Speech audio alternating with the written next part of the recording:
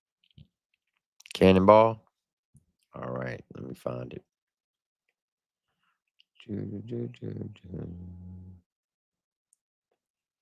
Number 6.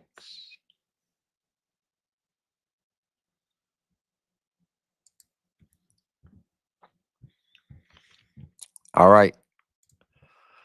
So we're going to roll out off the ACAL Forever album, track number 6, Cannonball. Once this song ends, the stream will end. Remember, be kind to yourself, love your family, love your neighbors. Do include your enemies. Do unto others as you wish them do unto you. And as always, God bless you and God bless America. Remember, this is not my channel. This is your channel. And I'll tell you that every single day. And like my mama used to say, if you ain't got nothing nice to say, don't say nothing at all. Except, fuck Nick Phillips. All right, chat. Y'all know the deal. Stay strong, stay safe, stay blessed. I'll see you on the next one. Y'all have a blessed one. Have a good night, folks.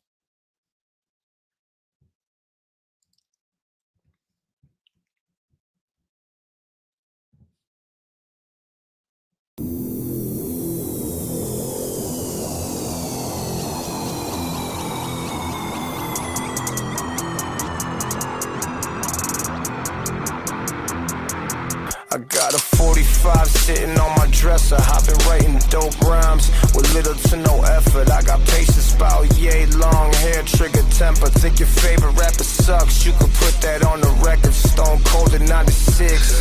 You could feel the climate, something big. All the people that don't like it suck a dick. We can all debate on who the greatest, but if we factor in the talent, there's a chance that your man ain't gonna make the playlist. This is something out the movies. Ain't nobody yelling cut when I start shooting. I start beating on your boys like a drum machine. I'm grooving. Uma Thurman with the thermal. I'ma light it up and burn you. This isn't a proper match. I'm in Inferno. I'll put you in the dirt hole in your grave and climbing out it. Only time they bumping you is when we're lumping up your body. This that 22 versus shoddy. Everything I drop is dope. This is Schedule 3 narcotic. What the fuck you think I'm rapping for? I can turn a big dog to a Labrador. I can ride my bike with no handlebars. Cannonball. All fun and games till they turn that mic and camera on. You can get it quicker than Amazon. I'm Megatron. I'm a cinder block on a small child in a swimming pool. Got my shoes on in your grandma's house in the living room. My setups have crucified rappers. My shit is biblical. Y'all need church.